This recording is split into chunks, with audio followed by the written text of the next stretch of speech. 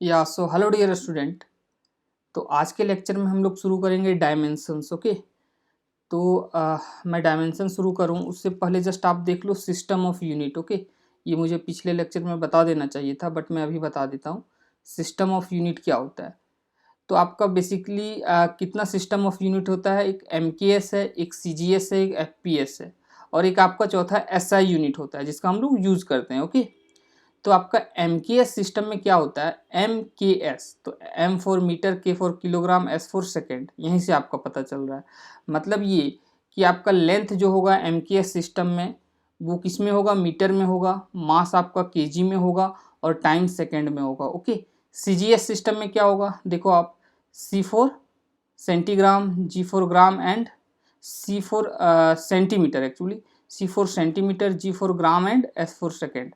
मतलब ये कि आपका लेंथ सेंटीमीटर में होगा, मास ग्राम में होगा और टाइम सेकेंड में होगा। उसी तरह FPS देखो आप, फुट, पाउंड एंड सेकेंड। तो आपका लेंथ फुट में होगा, मास पाउंड में होगा और टाइम आपका सेकेंड में होगा। देखो आप लोग, ओके, टाइम आपका सेकेंड में होगा।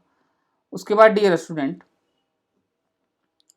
SI यूनिट जो होता है वो क्या होता है, extended form of MKS system. इसी MKS सिस्टम का एक्सटेंडेड फॉर्म होता है SI यूनिट। ओके। अब आते हैं हम लोग डायमेंशन की, डायमेंशंस क्या होता है।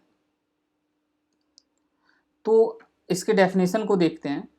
The power to which fundamental quantities must be raised in order to express the given physical quantity are called its dimensions. Okay. ये आपका क्लियर हो जाएगा, जस्ट मैं एक एग्जांपल लूंगा उससे आपका ये क्लियर हो जाएगा कि आपको फोर्स के बारे में पता है। ओके। आपने क्लास 9th में फोर्स के बारे में पढ़ रखा है। जस्ट उसी का एग्जांपल लूंगा और मैं डायमेंशंस को एक्सप्लेन करूंगा। तो फोर्स क्या होता है आपका, आपको पता है force equal to mass into acceleration. Okay. क्या होता है, मास इंटू एक्सेलरेशन।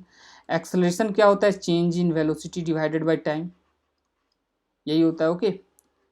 अब देखो ये आपका क्या है, इसे मैंने कैसे मैं इसे लिख सकता हूँ फोर्स को, ये आपका M फॉर मास, तो ये मास हो गया।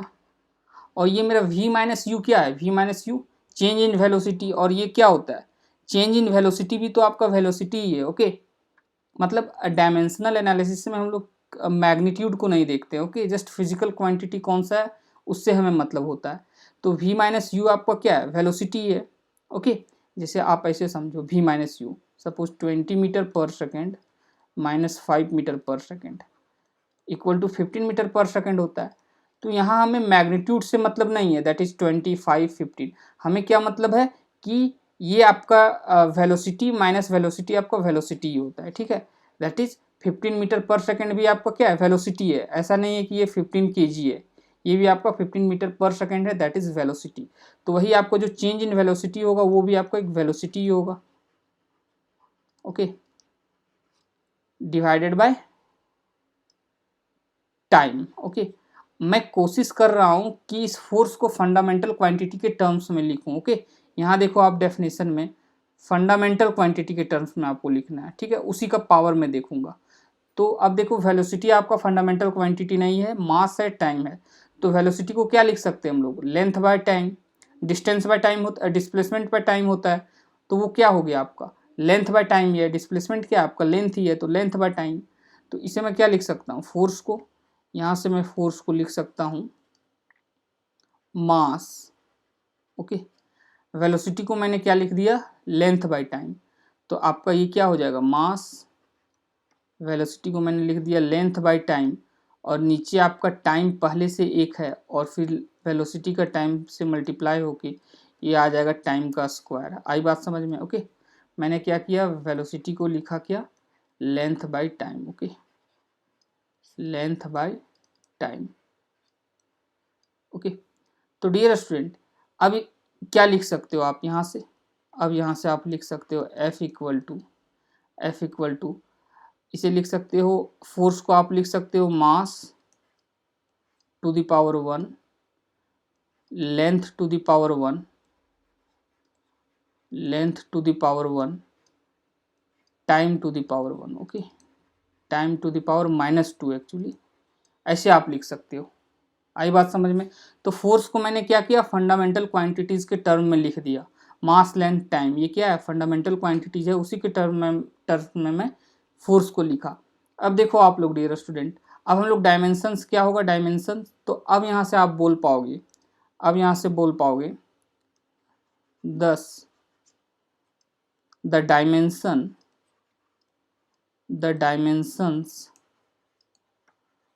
dimensions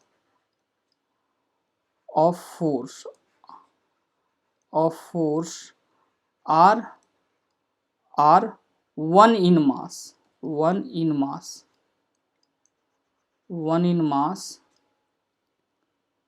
उसके बाद क्या हो जाएगा dear student, 1 in mass, 1 in length, 1 in mass, 1 in length, okay, 1 in length and -2 in time, -2 in time, okay, -2 in time। आई बात समझ में।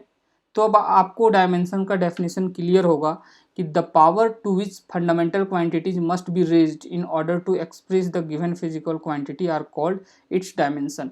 मतलब यहाँ जो मेरा फोर्स फिजिकल क्वांटिटी है उसे मैंने फंडामेंटल क्वांटिटीज के टर्म में लिखा और फिर देखा कि उस फंडामेंटल क्वांटिटी का टर्म्स का पावर क्या है, वही आपका डायमेंशन होता है। और उसे हम लोग कैसे बोलते हैं, the dimension of force are 1 in mass, 1 in length and -2 in time. तो अब आपको क्लियर होगा डायमेंशन के बारे में। आई बात समझ में। उसके बाद डियर स्टूडेंट हम लोग नेक्स्ट देखते हैं क्या है। नेक्स्ट आपका है,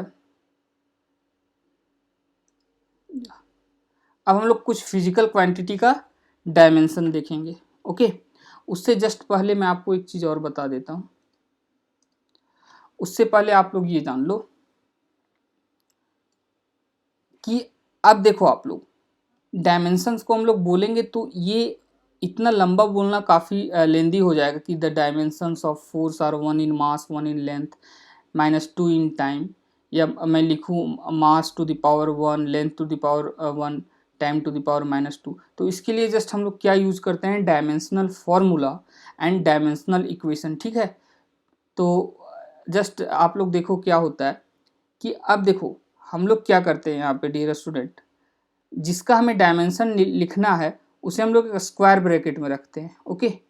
जैसे मुझे यहाँ देखो फोर्स का डायमेंशन लिखना है तो मैं क्या करूँगा, एक स्क्वायर ब्रैकेट दूंगा और ये हो जाएगा आपका फोर्स, ओके। तो ये स्क्वायर ब्रैकेट यूज करते हैं हम लोग for dimension, okay. Square bracket for dimension.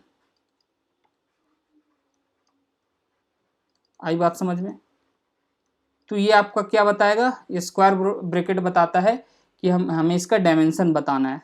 तो ये हो गया आपका डायमेंशन ऑफ फोर्स, ये आपका क्या होगा। अब देखो आप लोग यहाँ पे ये मास के लिए m यूज करेंगे, लेंथ के लिए कैपिटल L और टाइम के लिए कैपिटल T और मास के लिए कैपिटल M।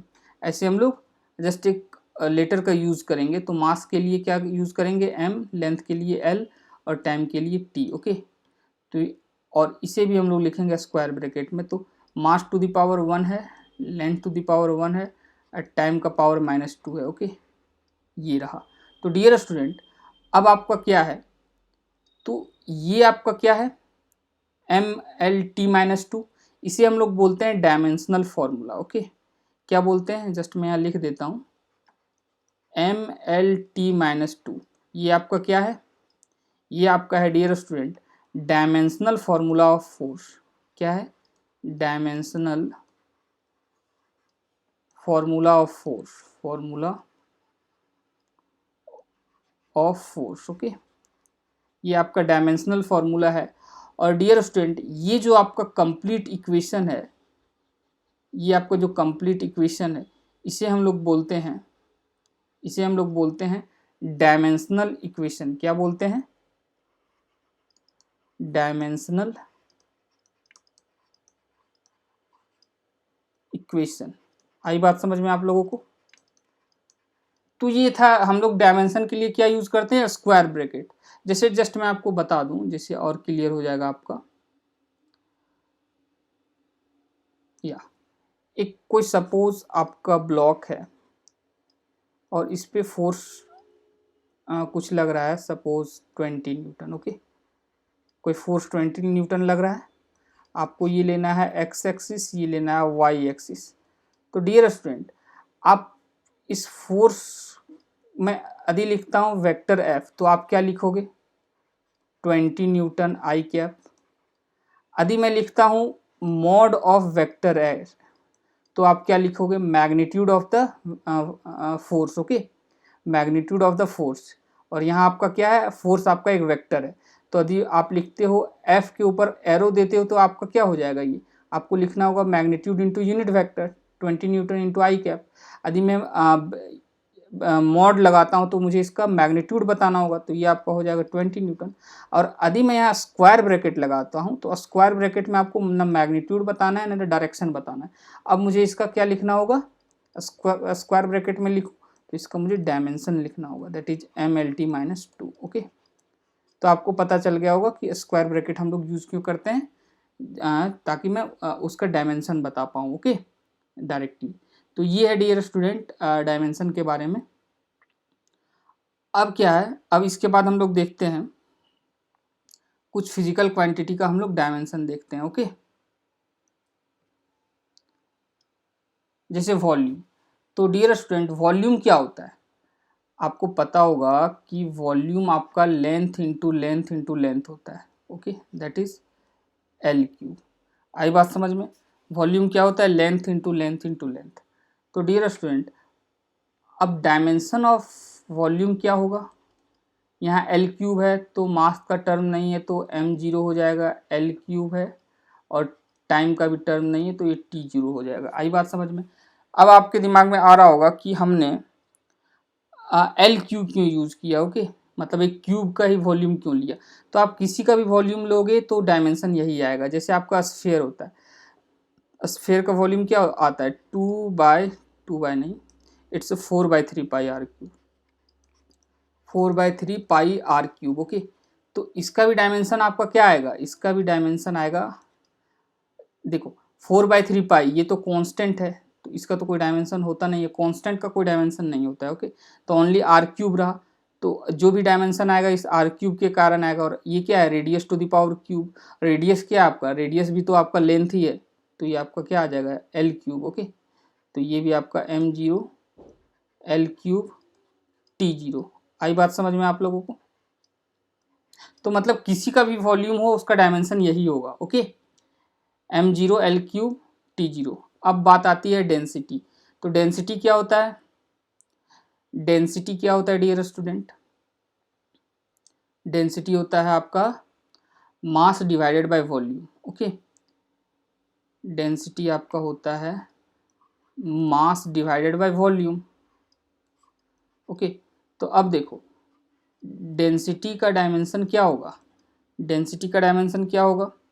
डेंसिटी का डायमेंशन होगा आपका dimension of mass divided by dimension of volume.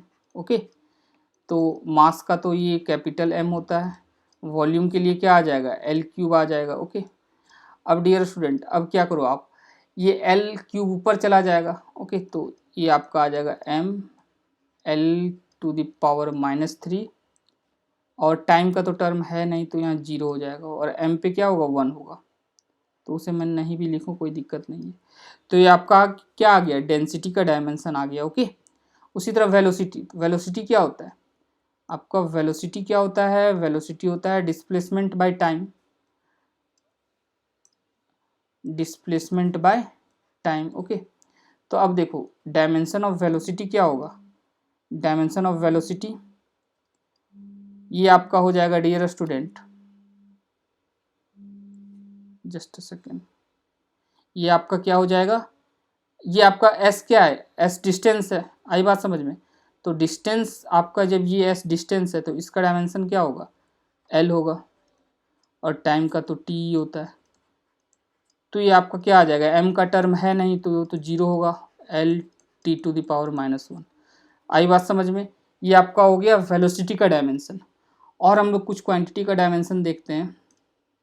Acceleration. Acceleration क्या होता है? एक्सेलरेशन क्या होता है?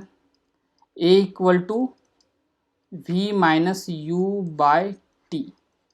तो अब देखो एक्सेलरेशन का जो डायमेंशन होगा वो क्या होगा, वेलोसिटी का जो डायमेंशन है, तो वेलोसिटी का डायमेंशन हमने क्या देखा, जस्ट पिछले स्लाइड में देखा, एल टी माइनस वन होता है। क्या होता है, L T minus one, L T minus one. ये आपका वी माइनस यू है, तो ये आपका क्या है, वेलोसिटी है। ओके, मतलब चेंज इन वेलोसिटी आपका क्या होता है, वेलोसिटी होता है, फिजिकल क्वांटिटी तो चेंज करेगा नहीं। तो v माइनस यू का भी वही डायमेंशन होगा जो वेलोसिटी का डायमेंशन होता है, क्योंकि v माइनस यू भी आपका क्या है, वेलोसिटी ही है। ओके, तो ये आपका, और टाइम का तो t होता है। ओके, तो यहाँ से क्या आ जाएगा डियर स्टूडेंट, ये आपका आ जाएगा m का तो टर्म है नहीं, m टू द पावर 0, ये आपका l t to the power minus 2। Okay, ये आपका आ गया एक्सेलरेशन। उसके बाद डियर स्टूडेंट अब आपका है लीनियर मोमेंटम। लीनियर मोमेंटम क्या होता है, ये तो आपको पता है कि p इक्वल टू आपका होता है मास इनटू वेलोसिटी। ओके, तो अब देखो डायमेंशन ऑफ मोमेंटम क्या होगा, dimension of mass, dimension of velocity. Okay, तो अब देखो ये m और वेलोसिटी का हमने क्या देखा, L T minus one. Okay, तो ये आ गया आपका डायमेंशन ऑफ लीनियर मोमेंटम। अब आता है वर्क और एनर्जी। तो देखो आप एक चीज़ का आप याद रखना, फोर्स का डायमेंशन आप क्या करना हमेशा याद रखना, तो आप बहुत सारे फिजिकल क्वांटिटी का डायमेंशन जल्दी निकाल पाओगे। ओके, तो फोर्स का क्या हमने देखा था, M L T minus two. Okay, तो अब देखो वर्क और एनर्जी का सेम डायमेंशन होता है, तो वर्क इक्वल टू क्या होता है, वर्क इक्वल टू आपका क्या होता है, force into displacement, force into displacement. Okay, तो अब देखो आप, तो वर्क का जो डायमेंशन होगा वो होगा dimension of force multiplied by dimension of distance, और फोर्स का आप डायमेंशन पता है आपको M L T minus two. यदि आपको नहीं पता है तो फिर आप निकाल सकते हो F equal to M A से, मास इंटू एक्सेलरेशन। ओके, और एक्सेलरेशन का होता है L T minus two, mass का एम। बट ये आप याद रखना, ये डी है, डी डिस्टेंस है तो इसका एल होगा, डी क्या आपका लेंथ है, तो यहाँ से आपका आ जाएगा M L square T minus two. Okay, तो ये हो गया आपका वर्क या एनर्जी का डायमेंशन। ओके डियर स्टूडेंट, तो आज के लिए इतना ही, फिर हम लोग नेक्स्ट लेक्चर में कुछ फिजिकल क्वांटिटी का डायमेंशन निकालेंगे। ओके, या सो बाय एवरीवन।